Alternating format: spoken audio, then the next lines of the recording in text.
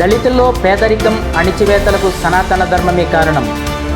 మనుధర్మశాస్త్ర ప్రతులు దగ్ధం చేసిన దళిత ప్రజా సంఘాల నాయకులు. రామచంద్రపురం పట్టణ మెయిన్ రోడ్లో ఉన్న డాక్టర్ బిఆర్ అంబేద్కర్ విగ్రహం వద్ద దళిత సంఘాలు, ప్రజా సంఘాల ఆధ్వర్యంలో మనుధర్మశాస్త్రం మనుస్మృతి ప్రతులను ప్రతీకాత్మకంగా దహనం చేశారు.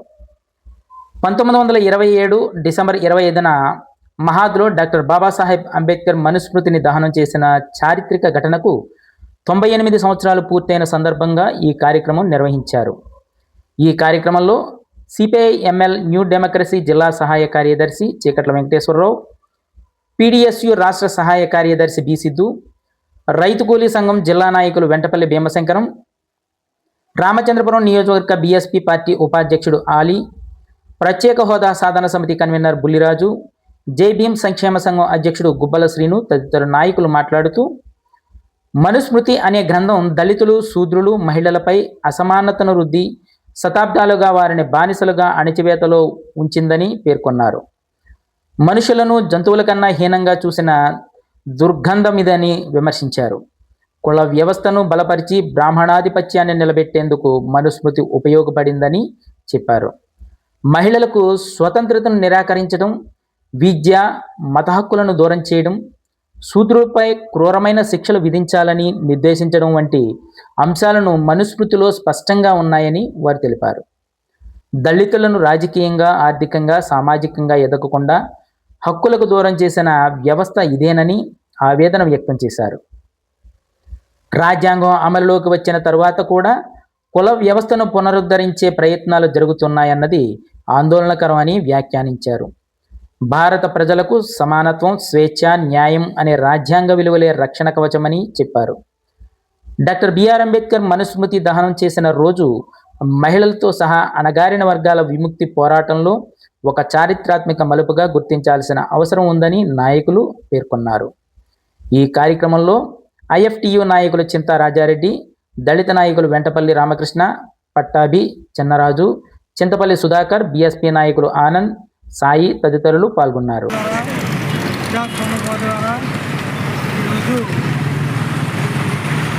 భారత రాజ్యాంగ నిర్మాత బాబాసాహెబ్ అంబేద్కర్ 1927 డిసెంబర్ 20 తేదీన ఇదే రోజున మనుధర్మ శాస్త్రాన్ని తలపెట్టారు. ఈరోజు బీజేపీ ప్రభుత్వం ఈ దేశాన్ని, ఈ దేశ ప్రజల్ని కుల మతాల ప్రాతిపదిక విధిస్తూ పైకి స్వదేశీ అంటూ విదేశస్తులకి ఈ దేశాన్ని, కార్పొరేట్ శక్తులకి ఈ దేశాన్ని తెగనమ్ముతూ ఉన్నారు. ఇంకా వర్ణాశ్రమం కావాలి, వర్ణాశ్రమైనటువంటి 4 వర్ణాల వ్యవస్థ కావాలని బీజేపీ కోరుకుంటూ ఉన్నది. 79 సంవత్సరాల స్వతంత్రంలో దళితులు భూమికి, అభివృద్ధికి ఈనాడు కూడా దూరంగానే ఉన్నారు. మరో పక్క ఈ దేశంలో కోర్టులు, న్యాయ వ్యవస్థ, అలాగే శాసన వ్యవస్థ, కార్యవర్గం అన్నీ కూడా బీజేపీ మతోన్మాద ప్రభావానికి లోనై తీర్పులు కూడా కులం ప్రజలను చూపిస్తూ ఉన్నాయి. ఉన్నావ అత్యాచార నిందితులైనటువంటి ఎమ్మెల్యేని ఈవేళ కోర్టులు స్టేజ్ని వదిలేస్తూ ఉన్నాయి. అంటే ఈ దేశంలో చట్టం, న్యాయం ఇవన్నీ కూడా అక్కడ కూడా దోపిడీ వర్గాల చేతుల్లో ఉన్నాయి. అందుకే ఈరోజు పేద ప్రజానికం ఈ 4 తరగల లావు కింద వర్ణాశ్రమ ధర్మంలో ముఖ్యమంత్రి సూచన పట్టులు వేలాడుతున్నటువంటి బీజేపీని ఈరోజు మనందరం ఖండించాల్సిన అవసరం ఉంది.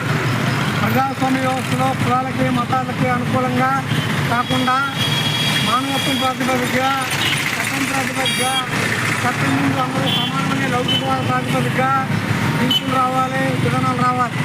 కానీ ఈనాడు అలా కాకుండా కేవలం మతం పేరుతో విధానాలు వస్తూ ఉన్నాయి, మతం పేరుతో తీర్పులు వస్తూ ఉన్నాయి.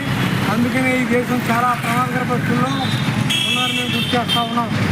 పథకాలు పక్కన పెడితే ప్రజానీకాన్ని కులం పేరు, మతం పేరు విధిస్తూ ఈరోజు రాష్ట్ర ప్రభుత్వం కానీ, కేంద్రంలో బీజేపీ కానీ కూటమి ఏర్పడి ఈ దేశంలో ప్రజానీకాన్ని అడ్డంగా దోస్తూ ఉన్నాయి. దీని అందరూ కూడా ప్రజలతో గుర్తించాలని గమనించాలని కోరుతా ఉన్నాం.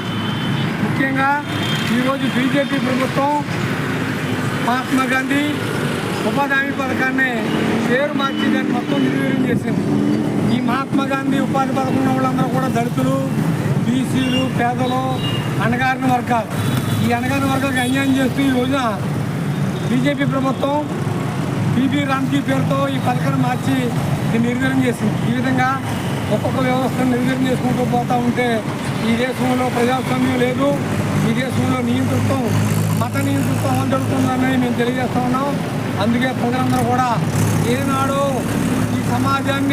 ఈ సమాజంలో మనుషుల్ని కులం పేరుతో, మతం పేరుతో వేరు చేసి అభివృద్ధికి దూరంగా నెట్టేసినటువంటి మనుస్మృతిని ఈరోజు మేము దానం చేయడం జరిగింది. ఈ మనుస్మృతికి వ్యతిరేకంగా దళితులు ప్రజానికంతా పోరాడాలని, ప్రజలు ప్రజాస్వామ్యవాదులు ఈ దేశంలో జరుగుతున్న మతోన్మాద పాలనకు వ్యతిరేకంగా పోరాడాలని తెలియజేస్తా ఉన్నాం. Srikantha Venkateswararao, CPML new democracy జిల్లా సహాయకారు.